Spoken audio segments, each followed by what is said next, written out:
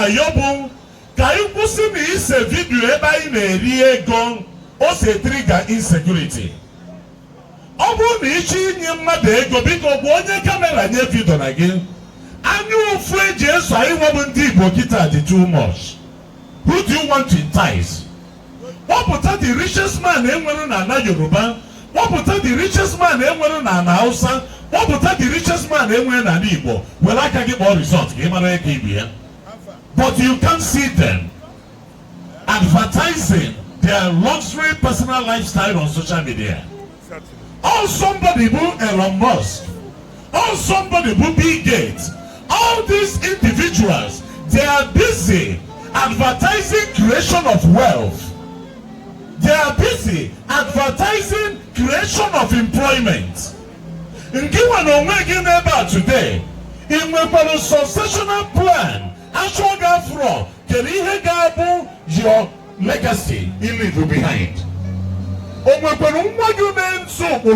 Business again. Ekwesị na onye owu na-alụgo 35 years 40 years ikwesịghị inwe will. Ọ bụrụ na ide will, ọ bụrụ na ị na-akwado ọnwụ.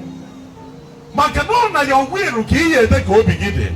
Na your will ka ihe anọ wee mmanụ na onwere ụmụnne gị ga-etinye. Na your will ka ihe anọ wee mmanụ na ụmụ ị mụrụ amụ enyekwara gị ife ị chọrọ.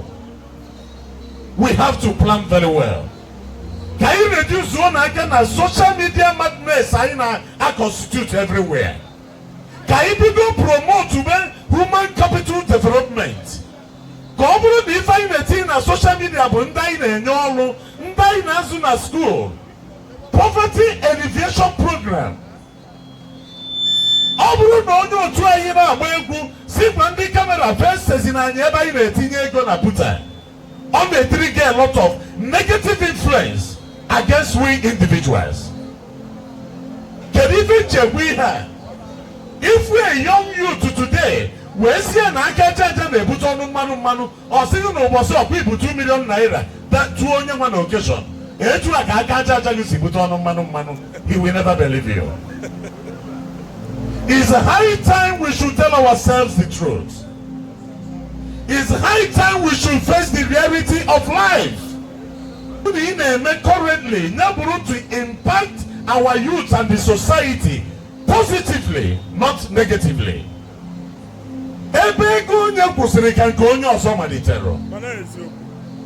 O nwere ike ịnwere n'ụwa enwebere onye kpara ya before. Ife ga-eme gị wee bụrụ ife Igbo bụ jee n'obodo be nna gị kpọpụta the youth onobu na ike kwere gị ọ bụrụ mmadụ na-abọ ịtọ. The roof I continue there on social media, no problem.